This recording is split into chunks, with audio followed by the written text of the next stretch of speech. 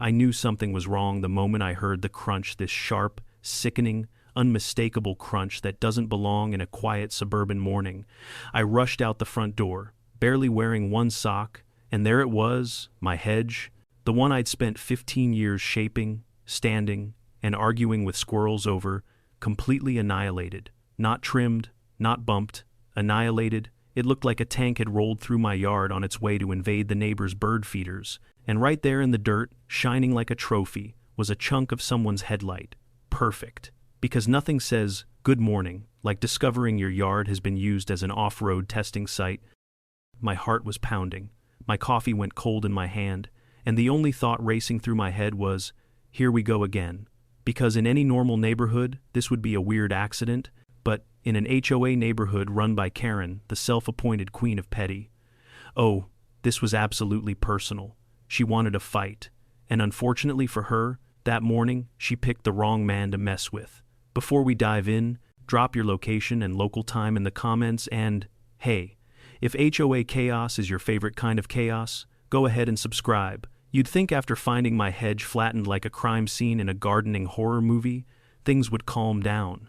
But no.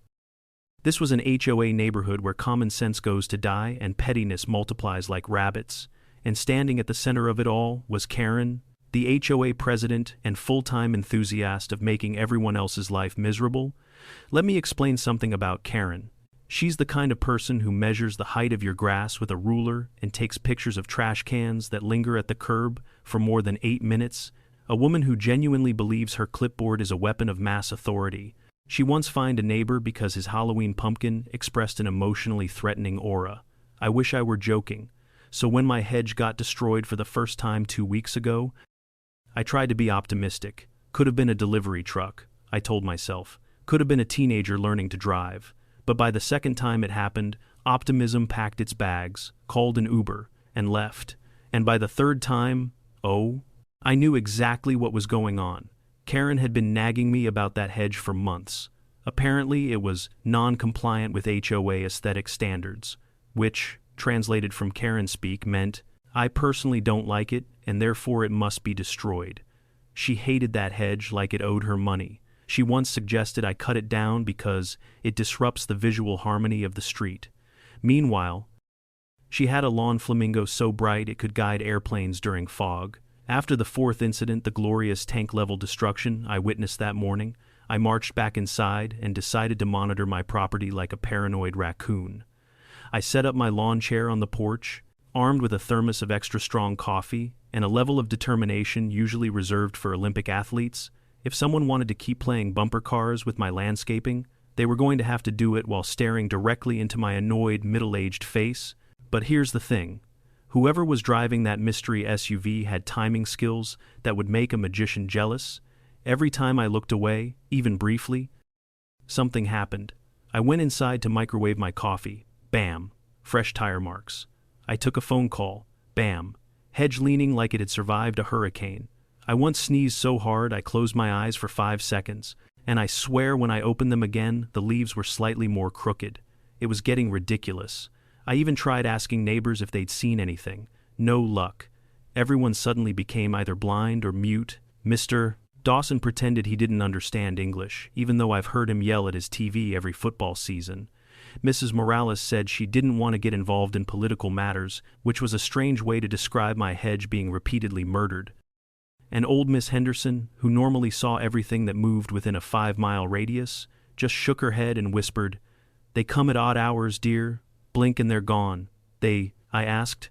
She just shuffled back inside like she'd said too much. Fantastic. My neighborhood now had a mysterious hedge assassin team, and nobody wanted to admit they existed. Meanwhile, Karen kept escalating her paper war.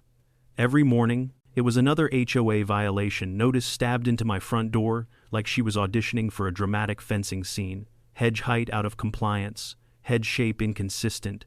Hedge poses possible safety risk. That last one almost made me choke. A safety risk? The only threat was to anyone driving a car straight into it, which now that I think about it may have been her whole plan. I tried talking to her once, hoping we could use words like adults instead of car parts and passive-aggressive notices.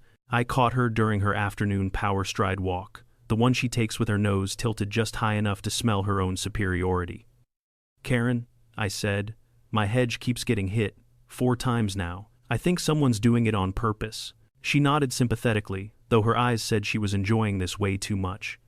"Yes, I've seen the damage. It's quite unfortunate. Another reason to consider removing it, Josh?"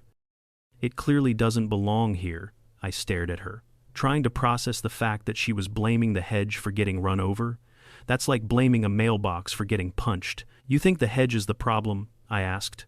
"Well, something is attracting all these accidents," she replied with a tight smile, "like gravity. And your SUV?" I didn't say that part out loud, but judging by the way she raised an eyebrow, maybe she heard it anyway. From that moment, something in me switched. I wasn't angry, no, that had been earlier. By now, I was in a new emotional state I can only describe as fed up, but ready to make it everyone else's problem. If Karen wanted a war, she was going to get one. But I wasn't just going to fight back, I was going to win. And to win, I needed to understand what I was dealing with. First step, figure out who was driving the SUV. Second step, figure out why they wanted that hedge gone so badly. Third step, survive whatever HOA nonsense came next. So I did what any rational adult would do. I turned my front window into a surveillance post. I rearranged furniture so I could sit comfortably with a clear view of the street. I stocked up on snacks, because you can't do stakeouts hungry. I even tried binoculars, but they made me look like a weird neighborhood birdwatcher. So I switched to discreet glances every few minutes. Still nothing. Days passed. The hedge remained unmurdered for a record-breaking 72 hours. Almost long enough for me to consider optimism again. But then came the kicker. It happened one evening while I was tightening a bolt on my truck. I had been outside for hours, keeping watch, but figured stepping inside for 2 minutes to grab a different wrench couldn't possibly hurt. You know where this is going. I stepped inside, found the wrench, walked back out, and just as I reached the driveway, I heard it, the low rumble of an engine, building fast. I looked up, headlights were barreling toward my yard, and in that moment, I realized 2 things. Karen, or whoever she sent, had been watching me just as closely as I'd been watching them. I was not dealing with amateurs. I was dealing with professionals in the sport of drive into Josh's hedge. The SUV swerved, accelerated, and slammed into the hedge like it was trying to win a prize for most destructive neighborhood menace. And standing there with my wrench in hand, watching my hedge die for the 4th time, I had only one clear thought. This is it. This is the moment I stopped being polite, because if they wanted to keep driving into my property, I was going to give them something unforgettable to drive into. I wish I could tell you that after the 4th time my hedge got flattened, the universe gave me a break, maybe a moment to breathe, a moment to gather my sanity, a moment to question my life choices. But no, this is an HOA story. In HOA stories, the universe isn't your friend. The universe is run by Karen. Still, I was determined. I became a man on a mission, a dramatically over-caffeinated, sleep-deprived, middle-aged man on a mission, but a man on a mission nonetheless. I'd had enough gaslighting, enough violation notices, enough hedge slaughter, enough pretending this was all one big coincidence. So I did what any logical homeowner would do. I launched Operation Catch the Hedge Assassin. My plan was simple: sit, watch, wait, and maybe glare at suspicious vehicles with the intensity of a raccoon guarding a trash can. I set up in my living room where I had the perfect angle through the front window, just enough visibility to see anyone coming down the street, but not enough for them to notice me. Unless they had night vision goggles, which honestly wouldn't surprise me at this point. Every hour or so, I'd rotate positions like I was in some kind of strange suburban tactical simulation: kitchen window, porch chair, garage doorway, couch, back to porch. I looked like a security guard who took himself way too seriously. But nothing happened. Not a single suspicious car, not a single mysterious rumble, not even a bored teenager driving too fast. I was starting to think Karen and her squad had gone on vacation, or maybe I'd accidentally scared them off with my unhinged man staring into the street at 3 a.m. aesthetic. Then one night it finally happened. It was around 11:30. I had just told myself, "Josh, you absolute fool. Go to sleep," when I heard it.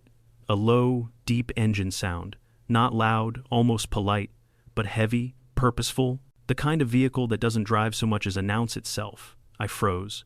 There it was again, a slow rumble getting closer. I moved to the window as quietly as a man my age could move, which is to say, not quiet at all. My knee cracked twice, and I whispered, "Shut up," to it, like that would help. But hey, at least the engine outside was louder. The SUV came into view at the end of the street. Black, big, slow, suspiciously slow, like I'm casing your property slow. It crept toward my driveway, headlights dimmed just enough to look sneaky without being illegal. And honestly, if cars could smirk, this one would be grinning. I ducked behind the curtain, just enough to see without being seen. My heart was pounding like I'd just run a marathon, which is funny because the last time I ran a marathon was never. Then right as the SUV reached my property line, the engine changed tone lower, tighter, like a predator getting ready to pounce. And pounce it did. It accelerated so fast, I swear it jumped forward. 1 second it was on the road, the next it was in mid-swerve, and then, crrraonch. I have never in my life heard a sound so aggressively destructive. I felt it in my teeth. I felt it in my wallet. I felt it in my soul. Branches snapped like they were auditioning for an action movie. Dirt exploded into the air. My hedge, my poor, sweet hedge went down harder than a folding chair at a wrestling match. I wanted to scream. I wanted to sprint outside. I wanted to throw a shoe at them, but I didn't move, because this time, I was watching, I finally caught them. The SUV backed up violently, the engine growling like it was offended the hedge dared to exist in the first place. Then it swerved back onto the road and took off, like it had somewhere very illegal to be. And here's the part that really got me before speeding away. The driver paused for half a second. Not long, just long enough for me to see the silhouette inside. A figure, broad shoulders, not Karen. A man driving the SUV, a man doing Karen's dirty work, which honestly tracked Karen didn't strike me as someone who would personally commit hedge slaughter. She struck me as the kind of person who delegates hedge slaughter to someone else. The moment the SUV disappeared down the street, I rushed outside, adrenaline surging, heart pounding. I looked at my hedge, flattened worse than ever. The earth was torn up like someone had been digging for buried treasure with a bulldozer, and yet I felt triumphant, because right there in the dirt, next to all the fresh damage, was the evidence I needed. A large fragment of headlight casing, bigger than the last one, sharper, unique. I picked it up like it was a sacred artifact. This was it, the proof, the missing puzzle piece. Now, for normal people, seeing their hedge destroyed 4 times in 2 weeks would be the final straw. They'd cry, they'd move, they'd develop a hatred for SUVs, but not me. Oh no. This was the moment my brain flipped the switch from frustrated homeowner to petty mastermind. I walked inside, still holding the headlight piece, and sat at my kitchen table. I stared at it like it had insulted my mother. This means war, I whispered to myself, mostly because saying things out loud makes them feel more dramatic. I spent the next hour trying to piece together the timeline. They always came when I wasn't watching. They always struck suddenly. They always targeted the hedge. Not the mailbox, not the lawn, not the walkway. Why? What was so terrifying about a 10-foot strip of shrubbery?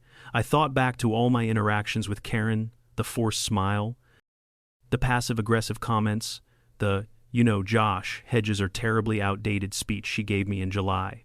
The time she suggested I beautify my home by embracing minimalism, which I now realize was just a fancy way of saying, cut down your hedge so I get what I want. She had been dropping hints for months, soft pressure, then notices, then escalating harassment, and now, a drive-by demolition spree. This wasn't about aesthetics. This wasn't about HOA pride. This was personal or strategic, maybe both. But the SUV attack wasn't even the part that kept me awake that night. No. What kept me awake was the man inside the vehicle. His silhouette, the shape of his shoulders, the way he handled the car like he'd done this before. Whoever he wasn't acting alone. He wasn't acting randomly. He was acting with purpose. And the only person with motive was Karen. The good news, she had no idea I'd finally seen them. And as I sat there in my dim kitchen, my mind began crafting a beautifully petty, perfectly legal, and extremely satisfying plan. If they wanted to keep ramming their SUV into my hedge, I was going to make sure their next attempt ended very, very badly. Not for me, for them, People say revenge is a dish best served cold. Personally, I think revenge is a dish best served quietly, with a shovel, a flashlight, and a level of pettiness HOA presidents can only dream of. Because after watching that mystery SUV destroy my hedge for the 4th time, I didn't want justice, I wanted satisfaction. And satisfaction, for me, came in the form of one sentence. If they like driving into my hedge so much, let's make it interesting. I stood at my kitchen window with the headlight piece still in my hand, the way a detective in a crime movie holds the murder weapon, except instead of planning an arrest, I was planning what I now lovingly call Operation Surprise. Your SUV is now a pretzel. Step 1, gather supplies. Step 2, reinforce my hedge like it was about to go to war. Step 3, wait. Now, let me be clear, I wasn't trying to hurt anyone. I'm not a maniac. I just wanted the car to suffer, and if that car happened to belong to someone who had been repeatedly assaulting my landscaping like it owed them rent money, well, that's called karma. Automotive karma. The next morning, I headed to the hardware store. I grabbed a bag of quick-set concrete, 4 steel rods, 2 landscaping stakes, strong enough to survive a tornado, and a pair of work gloves. The cashier gave me a look usually reserved for people who buy zip ties and shovels at midnight. "Big project," she asked. "You could say that?" I replied, trying not to cackle. I drove home, smiling like a man who had lost his sanity, but gained a purpose, and honestly, it felt great.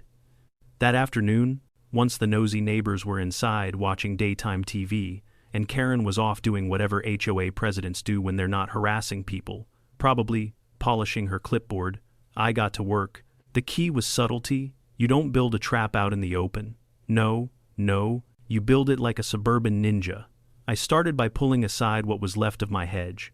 It wasn't much, basically green confetti sprinkled across dirt, but it was enough to conceal what I needed to hide. I dug into the soil with a vengeance, muttering motivational phrases like, "This is for my sanity," and "Drive into this now, you lawn-destroying menace." Once the trench was deep enough, I planted the steel rods into the ground, angling them upward like fangs. Then I surrounded them with landscaping stones for extra reinforcement. I added concrete around the base to lock everything in place. If the SUV hit this again, it wasn't going to be pretty. I stood back, admiring my handiwork like Michelangelo, staring at the Sistine Chapel, beautiful, deadly, petty, everything I wanted it to be. By the time I finished covering the whole thing with soil, bark, and what remained of the hedge, you couldn't tell anything had changed. It looked messy, defeated, exactly how Karen wanted it to look, which made it the perfect trap. That night, instead of my usual stakeout, I made a bold strategic choice. I went to bed. Nothing says, "I've set a trap for the HOA president's goon squad," like being so confident you sleep through it. But sleep didn't last long. At around 2:17 a.m., I woke up to a sound that can only be described as mechanical agony, the sort of noise that signals something extremely expensive just met something extremely unforgiving. Ring thud, double ring thud. It was beautiful. I jumped out of bed, didn't even bother putting on proper pants, and ran to the front door. And there, illuminated by my porch light, was the most magnificent sight I'd ever seen.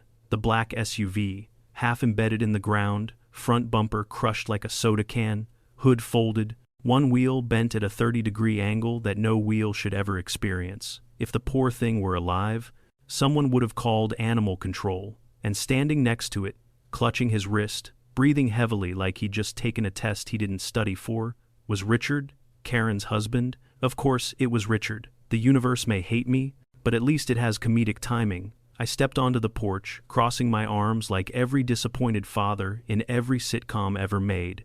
"Well," I said, "looks like you hit something." Richard spun around. Face pale, eyes wide, hair disheveled. He looked like a man who had just discovered gravity for the first time and taken it personally. "What the hell did you do?" he shouted. Gesturing at the mangled SUV, I blinked at him. "Me. I didn't do anything. You did. You drove your 2-ton battering ram into my hedge." "Again? That wasn't a hedge," he snapped. "There's something under there." "Yeah, dirt," I replied casually. "You know, the thing landscaping grows in." He knew, I knew, he knew, I knew, he knew. It was a beautiful moment of mutual acknowledgement that he had been caught being stupid. Now, let me tell you something about Richard. He has big "I'm tough because my wife says I am" energy. The kind of guy who puffs his chest out during barbecues and then throws his back out lifting a cooler. And right now, with his SUV jammed into my property like a failed Tetris move, he had never looked smaller. He jabbed a shaky finger at me. "You're paying for this," I laughed. Not a polite laugh, a full, hearty, "Oh, you sweet summer child" laugh. "Richard," I said, "you've hit my hedge 4 times. 4. And every single time, you and Karen pretended it was some kind of freak accident. But now that the hedge bites back, suddenly it's my fault." He opened his mouth but realized he had absolutely nothing to say. Not a single brain cell came to his defense. Poor guy. Within 10 minutes, Karen arrived, marching down the driveway like an angry flamingo in slippers. She saw the SUV, she saw the hedge, she saw me, and her face collapsed into an expression I wish I could frame. "What happened?" she demanded. "Well," I said, "looks like someone ran into my hedge again." For once, she had no clipboard, no smug smile, no Regulation 14B subsection 3 speech. She just stood there, looking like a Wi-Fi router trying to process too much information at once. But I didn't press the advantage. Not yet. Because this night wasn't the end, it was just the beginning. And as Richard fumed, Karen panicked, and the tow truck driver tried not to laugh while examining the remains of their SUV, I realized something important. Whoever was behind these hedge attacks wasn't just being petty. They were being deliberate, strategic, and careless enough to get caught, and now that I finally had evidence, I was ready for phase 2 of my plan. Find out why they wanted my hedge gone in the first place. Because this wasn't just HOA nonsense anymore. This was something bigger, and whatever it was, I was going to expose it. If you've never watched a grown man try to explain to his wife how he just totaled their SUV by driving into a hedge, let me tell you, it's a beautiful experience. Shakespeare wishes he wrote scenes like this. I stood there on my porch, arms folded, enjoying the show like it was premium cable. Karen was pacing back and forth, waving her hands in the air like she was conducting an orchestra made entirely of bad decisions. "Richard, how did this happen?" she screeched. Richard pointed at my yard like it owed him money. "The hedge is booby-trapped." I almost clapped. Truly. The level of irony was exquisite. "Booby-trapped," Karen repeated. "Josh, is that true?" I shrugged. "Only if you consider having a solid foundation a trap. Maybe the car just wasn't expecting the hedge to fight back." The tow truck driver snorted, loudly. Now, a normal HOA president, if such a creature exists, would have taken a step back and reassessed the situation. Maybe asked if everyone was okay.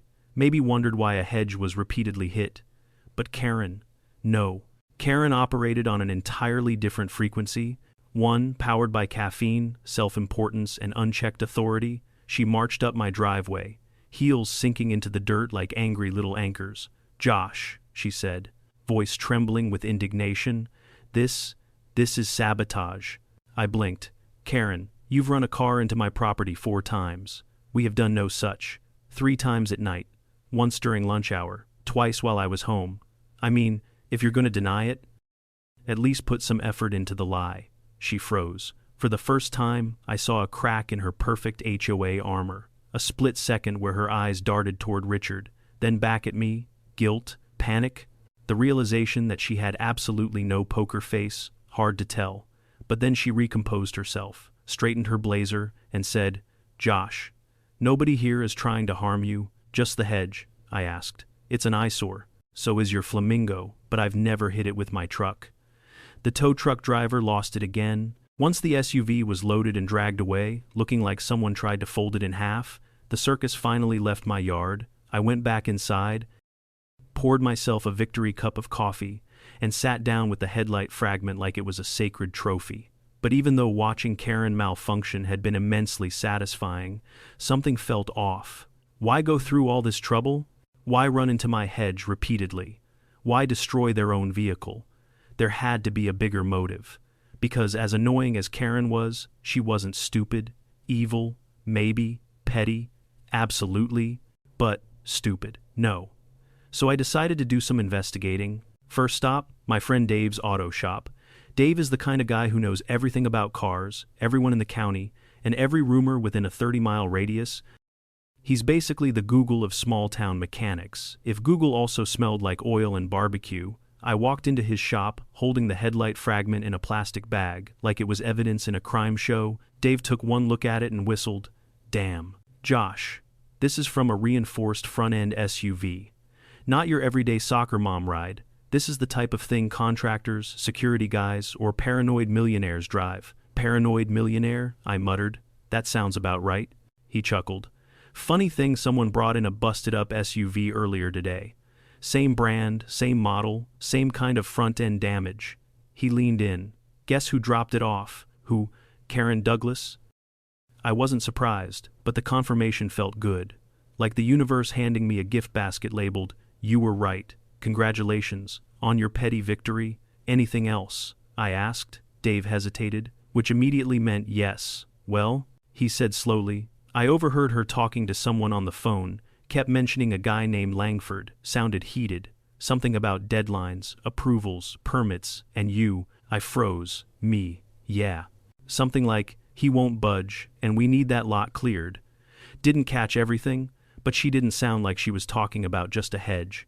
I thanked him, left the shop, and sat in my truck for a good minute, absorbing that information.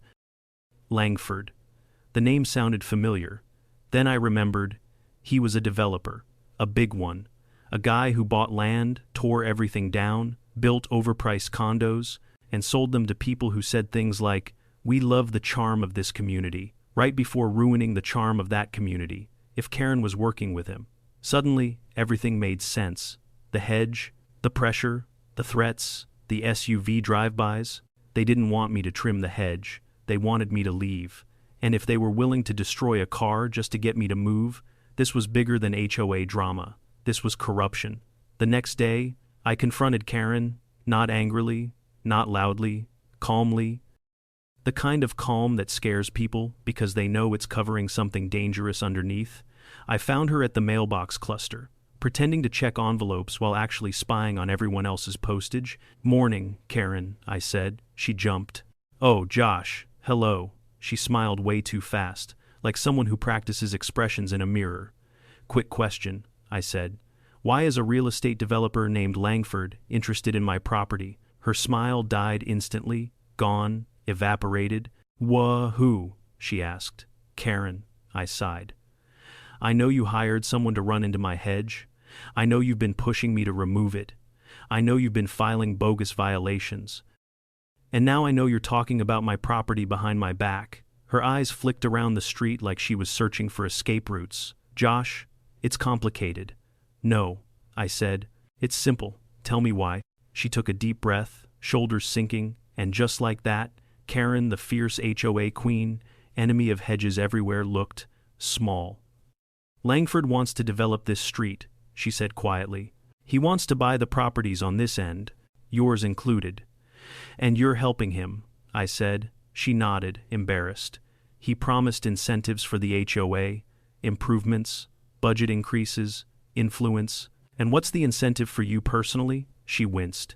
"Ah," I said. "There it is." "I didn't have a choice," she said quickly. "He pushed, he pressured.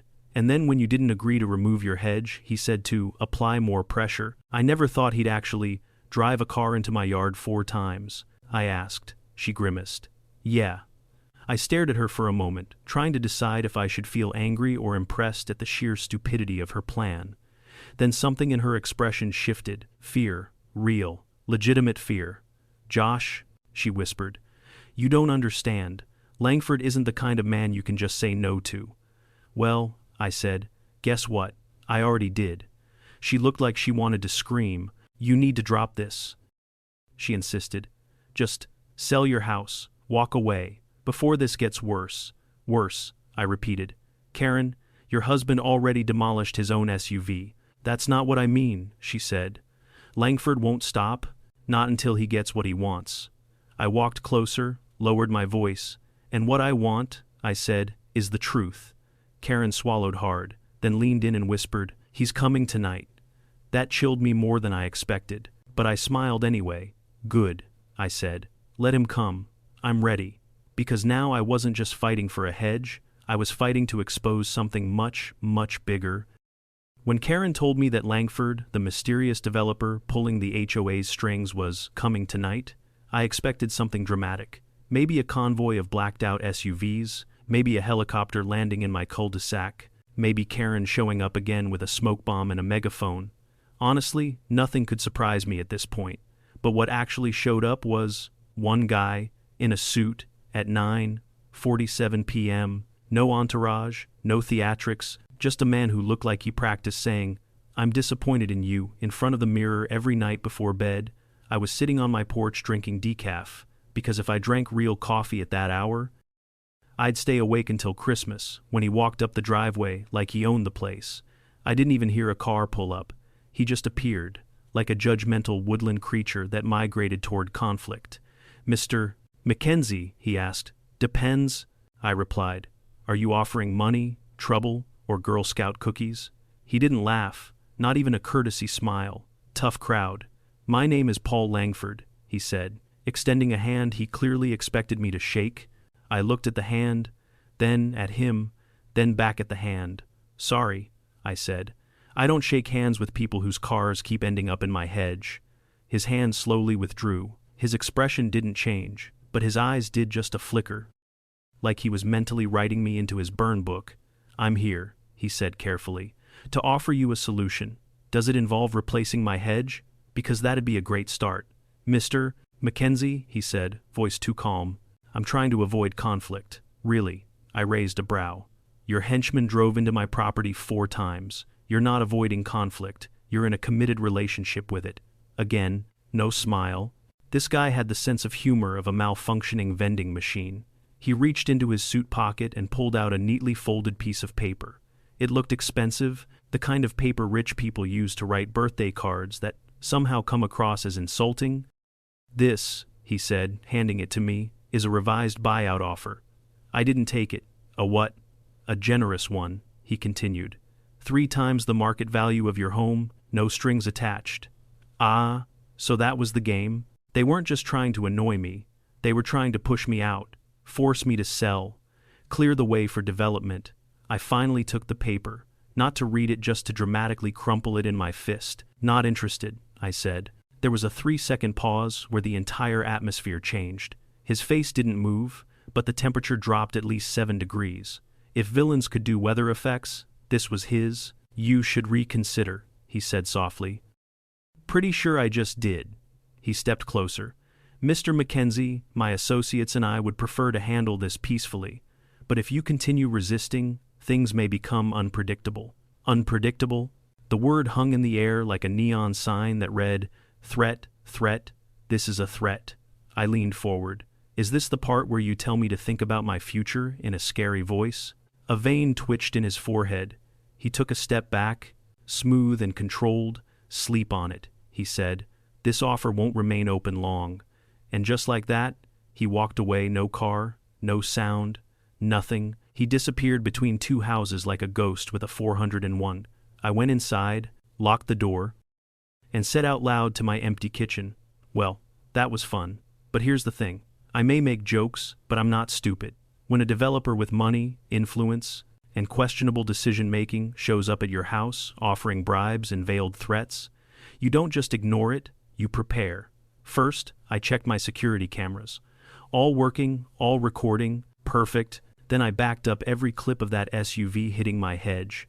I saved footage of Karen's tirades, her bogus violation notices, and the moment Richard tried to blame my landscaping for attacking his vehicle like a feral animal.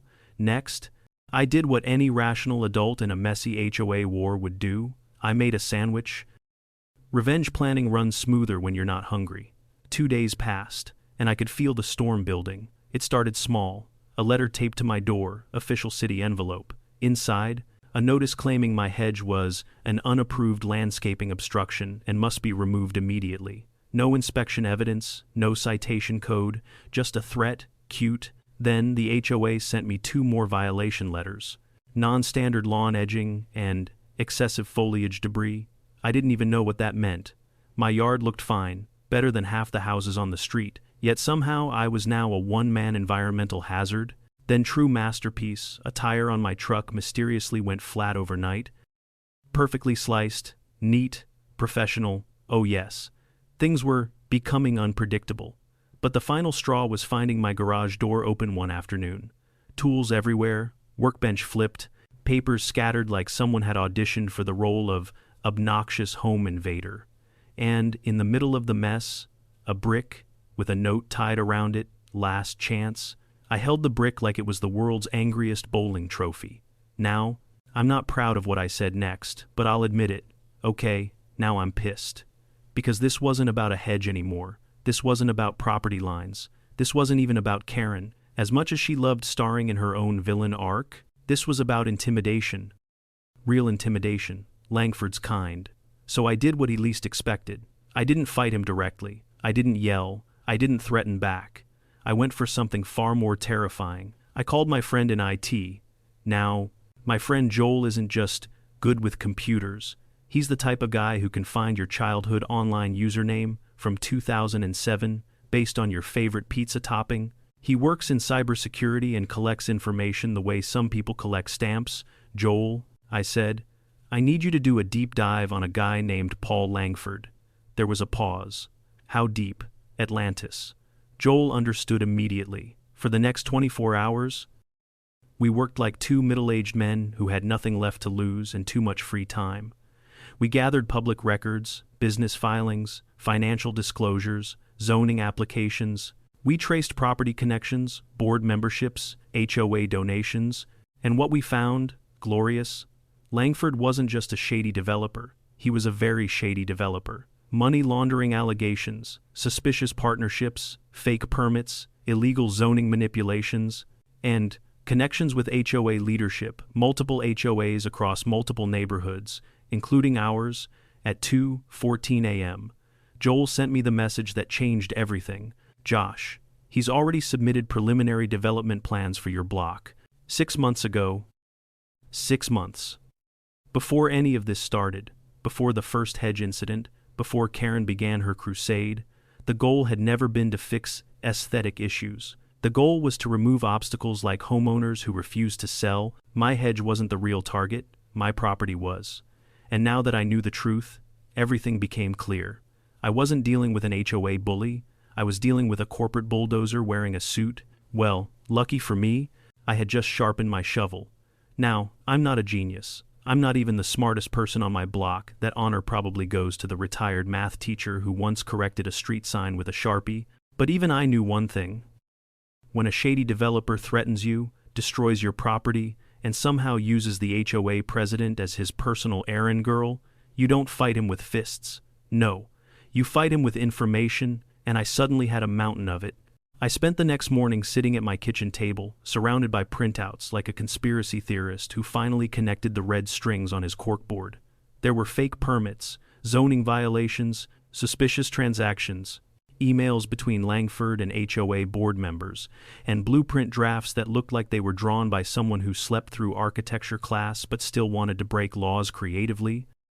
I organized everything in folders labeled things like illegal stuff, more illegal stuff, and stuff to scare Langford with later, very professional. Now, I knew better than to take all this to the police. The police in our town can barely handle 4th of July fireworks complaints. They're not built for white-collar HOA corruption. But reporters? Oh, reporters live for this. I composed the most dramatic anonymous email of my life. It practically sparkled with righteous fury. I attached all the evidence, every document, every recording, every screenshot, every clip of the SUV ramming into my hedge, like it was competing in a demolition derby.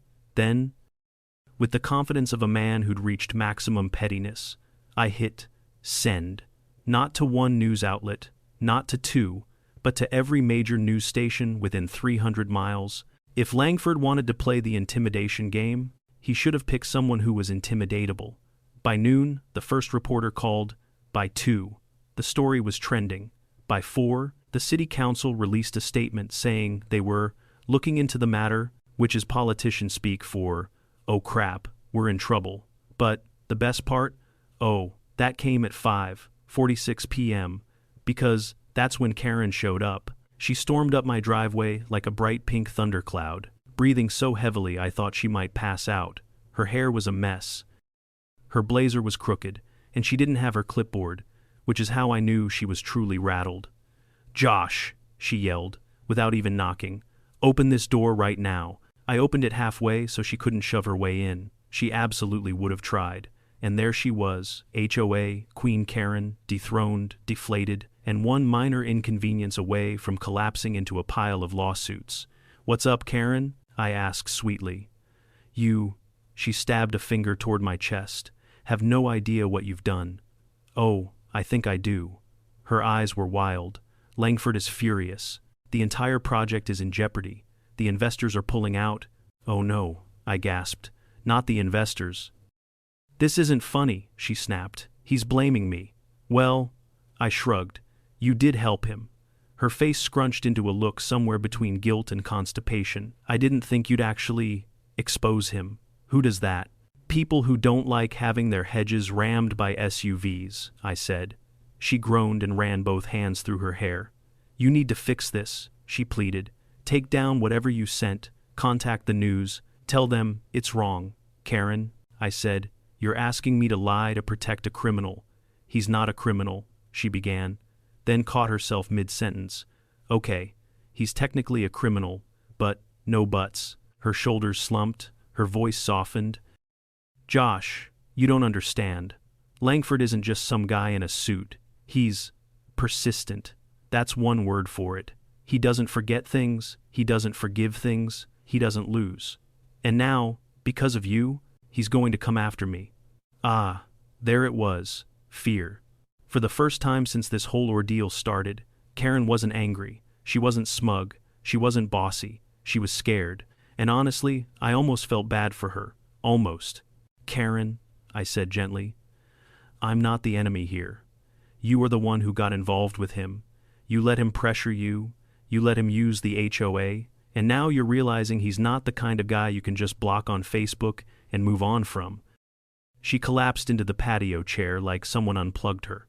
"I didn't have a choice," she whispered. "He wanted the land. He said if I didn't help, he'd make things difficult." "And what about me?" I asked. "You made things plenty difficult for me," she winced. "I'm sorry, Josh. I really am. I just didn't think it would go this far." "Well," I said, "it did." She hesitated, then looked up at me with this expression that said she wanted to tell me something but wasn't sure if she should.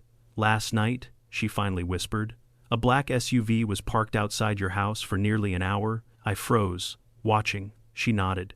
"Waiting? I don't think he's done." Now, normally, that would shake me. A mysterious SUV stalking my property. Not exactly comforting, but after weeks of HOA warfare, mysterious hedge attacks, and Langford's awkward villain monologue at my doorstep, I was more annoyed than scared. I grabbed my phone, pulled up my security camera footage, found the clip, and turned the screen toward her. "You mean this one?" She nearly fell out of the chair. You have footage." "Karen," I said, "I record everything. I'm a middle-aged man in an HOA neighborhood. This is my sport." She looked like she might faint, so I decided to help by making things worse. "Smile," I said, tapping the screen. A red light blinked. "Are you recording me?" She shrieked. "Yep. Why? In case you try something stupid later." She made a strangled noise somewhere between a gasp and a goose honk, then bolted off my porch like a disgraced raccoon fleeing the trash cans it knocked over, and honestly, I thought that was the end of it. But oh no, because the next morning, everything exploded.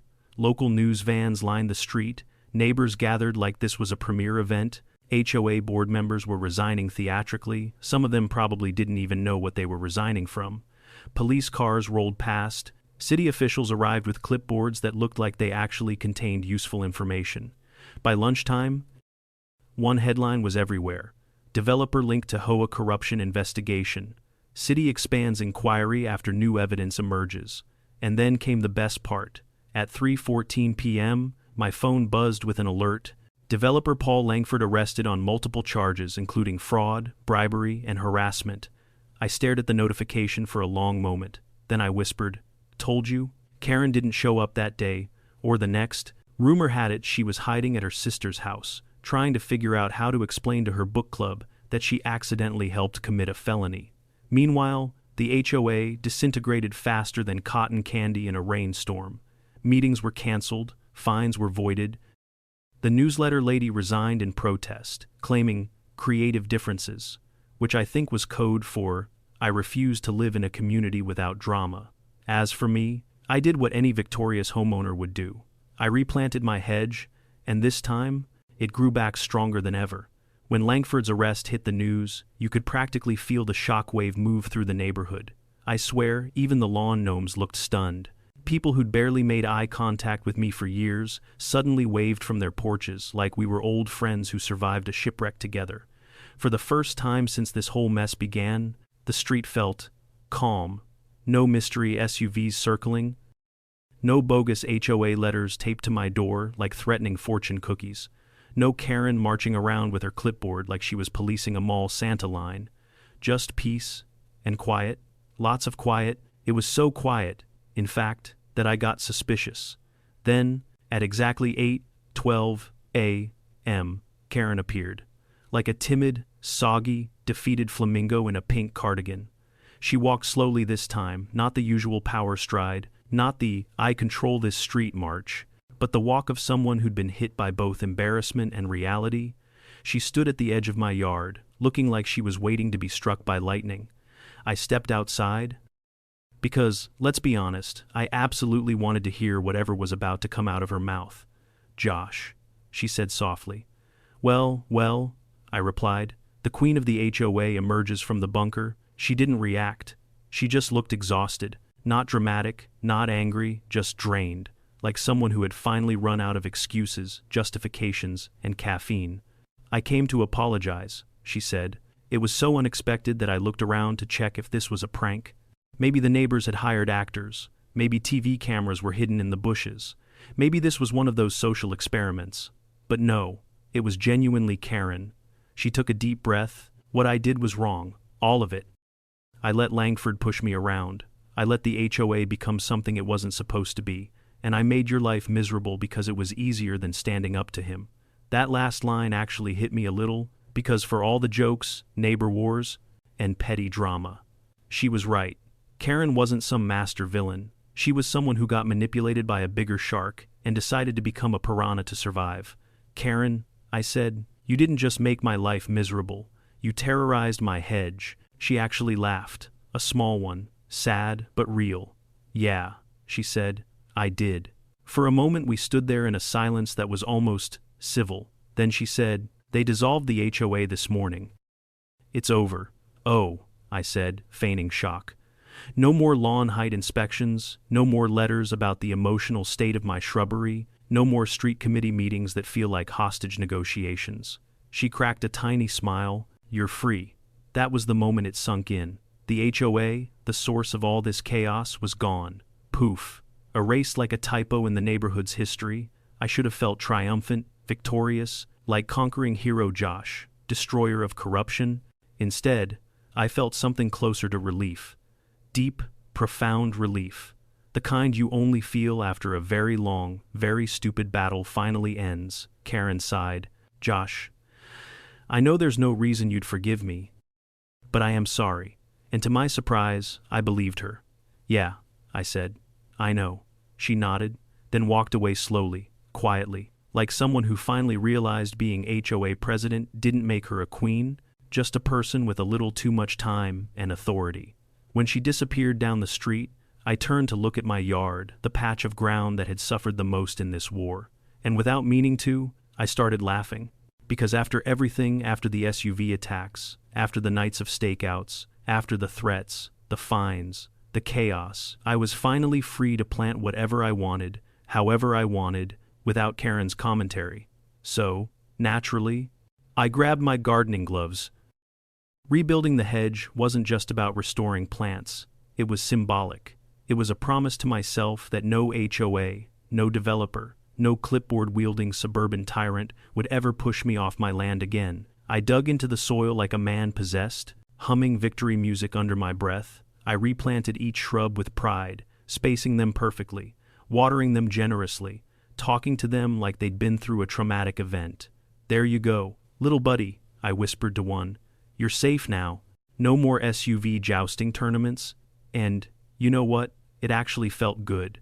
Therapeutic, even. By late afternoon, the new hedge was standing tall, straight, green, beautiful, and free of tire marks. A miracle. As I admired my handiwork, my neighbor from across the street, Miss Henderson, shuffled over with her cane and her eternal wisdom. "Looks lovely," she said. "Hope it stays up longer than the last one. If another SUV hits this hedge," I said, "I'm moving to the forest." She nodded. "Probably safer there." That evening, something unexpected happened.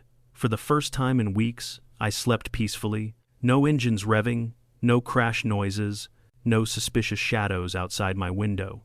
The night was quiet, calm, and for the first time since this whole mess started completely uneventful, it was bliss. The next morning, I woke up, stepped outside, and saw a small card taped to my mailbox. My heart dropped for half a second. Old habits die hard, but it wasn't a violation notice. It was a handwritten apology.